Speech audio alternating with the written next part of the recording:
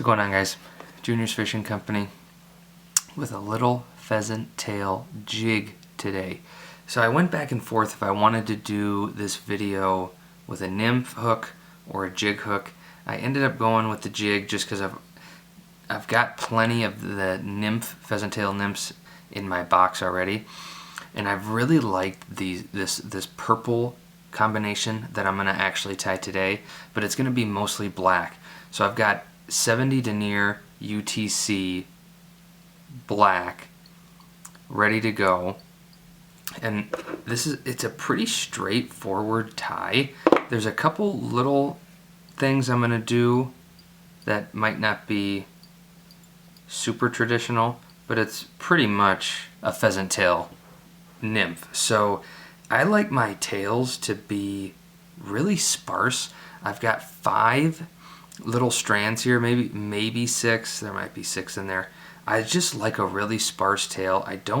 This is a pretty long jig hook. Long. This is a size 16, 46, 47 Daiichi. I've been tying these in 12 too. But I like a really sparse tail and not necessarily super long. This is a 5/32 fire hole slotted tungsten bead in very berry. Again, I've said it on a couple other videos, I love fire hole beads. So you could measure this out a shank length and just put it on and do it. I actually like it to be just a little bit shorter than maybe 75% of a shank, just because, again, this is a longer hook, and I just don't like, and they're so brittle anyway that they end up kind of falling off anyway, and that will rotate a little bit when I get it down. So what I'm going to do, I'm just going to get this down and I'm going to trim this off, and I'm going to put my wire down. So to match this bead, I've got, this is brassy size fuchsia UTC, and you really do not need a lot. I'm going to come all the way up to where my lead wire is, and that's where I'm going to put this just to make the body even. I want this to be a thin body, so I'm going to just do pretty much as few wraps as I can get away with. I might build up a little bit of a body. I'm going to put down my pheasant. So I had 5 strands here, and I have just some old stuff from other nymphs that I've been tying. I'm going to add this, so I'll probably end up with, I don't know, 10 or 12, just to make it a little bit of a bulkier body. I know I just said I wanted it thin, but 5 strands to me just wouldn't be enough to make it the body that I want. So I'll get that wrap back, and I don't want to go too far because I don't want to mess with my tail. If you go too far back, your tail's going to kind of get pushed, or to get pushed down, and I want my tail nice and straight right in the back. So then I'm just gonna, I can come up and cover my lead and stuff like that, and then I'll just get this body, just build it a little bit up at the top, just so there's a little bit of a taper in that body, but not anything too crazy. I'm going to get my pheasant tail, and I'm going to spin it just a couple times just to kind of cord that stuff up, just so it lays nice and flat. Not nice and flat, but so I don't get any hairs that are going to split. Then I'll just use my rotary just to wrap that. You can go all the way up to the bead if you want. I'm going to end up doing a little wing case at the end of this, and so I really don't need to do that. So I'll just get that trimmed off. I'm going to counter wrap these wires, and I'm just going to do 3 turns. A couple of them I've done 4 or even more, but I don't want this purple to take too much away, because it's already going to be a really colorful bait, even though it's all black. So I'll get that wire down. It can always be a little tricky to get your UTC down when you counter wrap it, but you just do kind of cross wraps like that and you can just wiggle it off. So now I want to do some wings or legs, whatever you want to call it. I think of them more like wings because they're just kind of on the side, but I'm going to put a bunch down.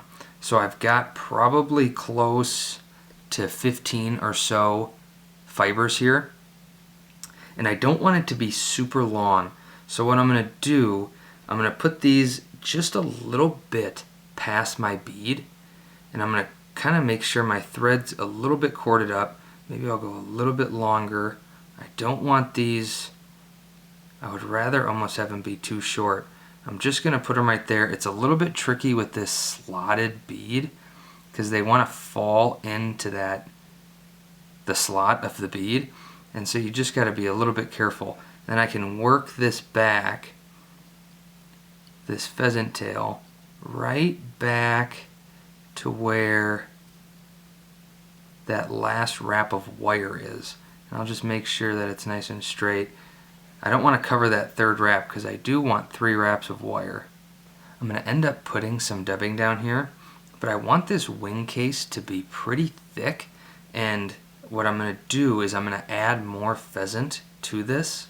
It's going to add a little bit of bulk to this body because I want it to be a little bit bigger than the back, but I really just want a thicker wing case for this. So I'm going to get that just pushed right on top, make sure that it's centered. Got a little dubbing, I'm dubbing everywhere.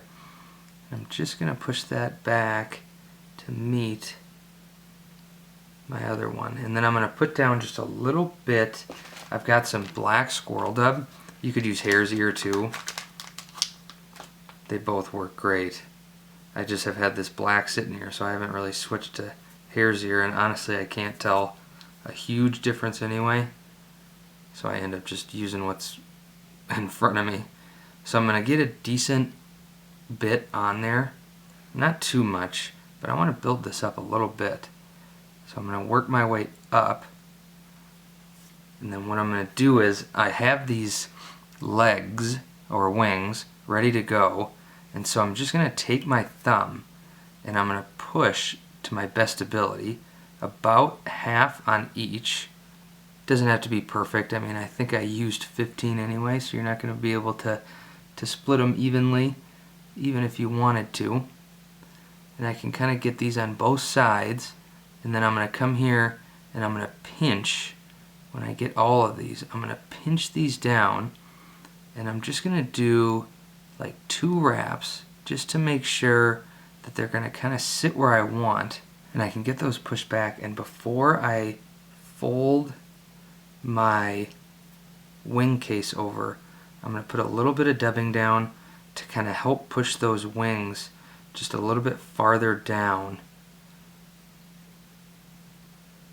That'll help kind of splay them just a little bit, and then the rest of it is going to just be pushed from my wing case, kind of like you would with, you know, like if you were doing partridge wings or something like that. So I'll get my thread corded up, and then I'm just going to fold this right over, and I can get this down.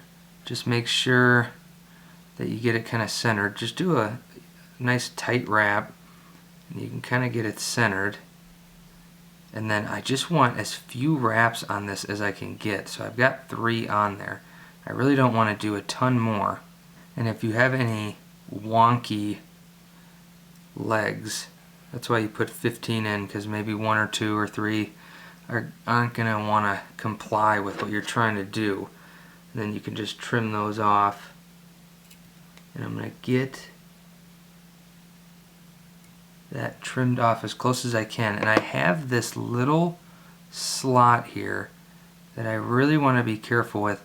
You can put a little bit of dubbing down right here, but I don't like to. I like to just keep that wing case where it is. So there's going to be a little bit of a thread there, and I'll just do like a 2-turn to prevent a ton of thread getting put on there. And then I can come in here and trim it off real close. And then you hope that your wings are nice and even on the side. That body up front, that thorax, ends up being a little bit bigger, but I do like it a little bit bigger. I do really prefer to have a thinner abdomen, or whatever you'd want to call the back part of this bait. Really sparse tail, but I try to match that bead size when I'm tying something like this. If you end up tying a really small body, just overall, that bead kind of stands out. It kind of looks a little weird in my opinion, but I have to use a lot of these heavier jigs, 5/32, 3/16. I like a 9/64, but I need something that's going to be heavy enough to sink and to jig effectively through the ice, which is when I primarily am going to be using these. But a nice, simple, dark, effective fly, jig, whatever you want to call it. You can really pump these out in a couple minutes. I know I babble. You know, this video could be 3.5 minutes long. It's going to end up being probably 10 or so. But Junior's Fishing Company, like and subscribe. Thanks for all the support. Drop comments below, stuff you want to see. See you on the next one.